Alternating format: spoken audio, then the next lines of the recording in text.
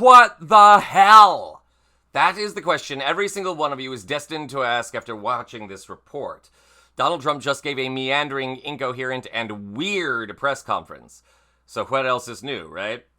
Happy Monday and welcome to Occupy Democrats. I'm David Reddish.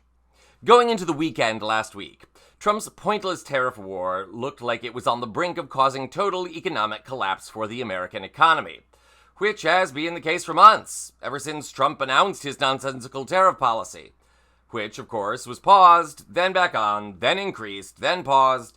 You get the idea. Then, early this morning, however, Trump announced a breakthrough in talks with China, one of the U.S.'s biggest trading partners. The combined U.S. tariff rate on Chinese imports will be cut to 30% from 145%, while China levies on U.S. imports will be cut to 10% from 125%. But there is a catch. Take a look at this analysis. Details, the devil's always in the details, get worked out over the next 90 days. And what aspects do you think will be relatively easy, and what will present the biggest obstacles? Well, look, Joe, I don't think anything's going to be easy because this has been going on a long time. But what I can tell you, President Trump in his first term realized a very effective trade deal that was signed in the Oval Office in January 2020. And the Chinese delegation basically messaged to us that the Biden administration failed to hold them accountable for it. So I think that the January 2020, President Trump's highly successful previous trade deal can be a starting point. And knowing that President Trump will enforce any deal, I think will make the Chinese very deliberate in their negotiations and know that whatever they agree to, President Trump will enforce.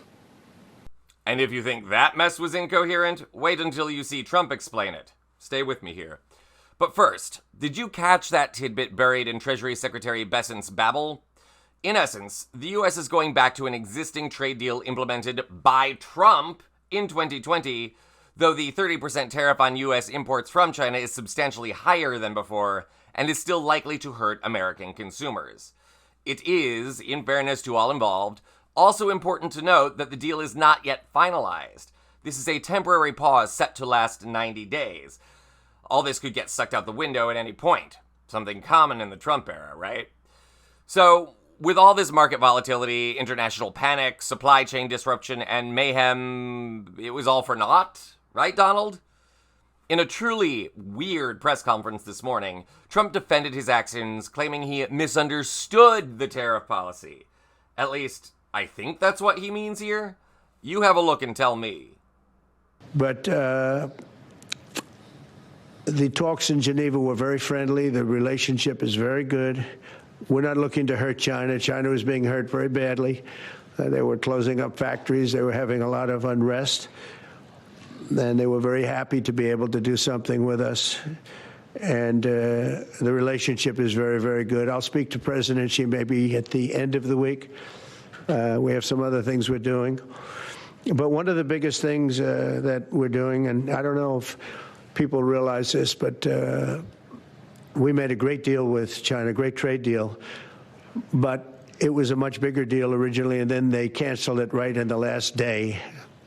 Some of you faces I remember were there when that happened. I remember you.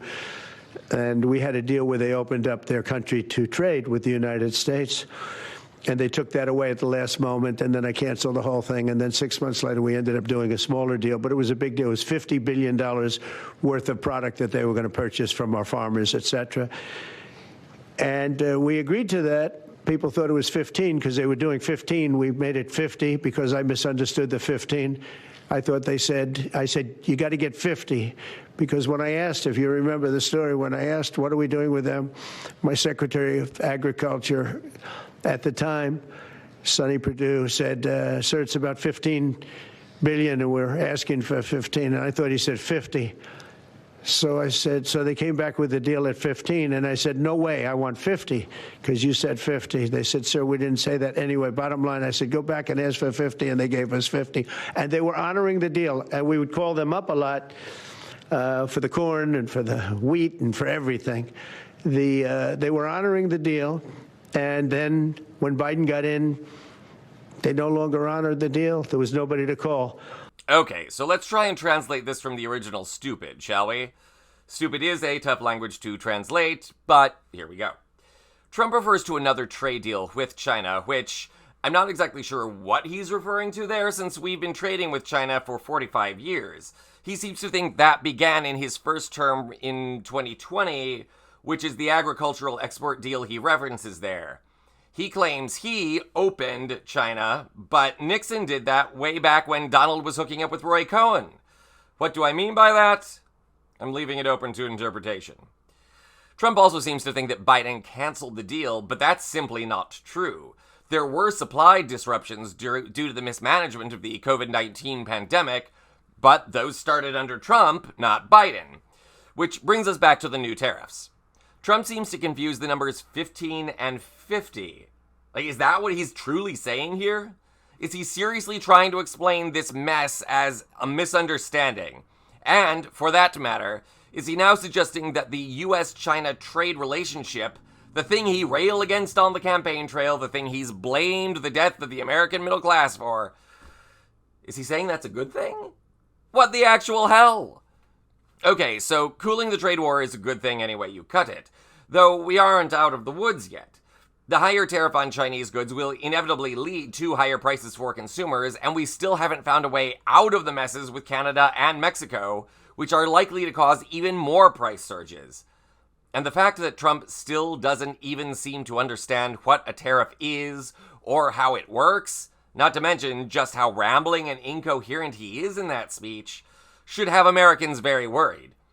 Trump's tariff policy isn't the only thing breaking down here. It's obvious that his mind is doing the same thing. Here's hoping his cabinet is just as nervous as the rest of us, and that they finally tap their own Trump card, the 25th Amendment. Get rid of the man. This is Occupy Democrats.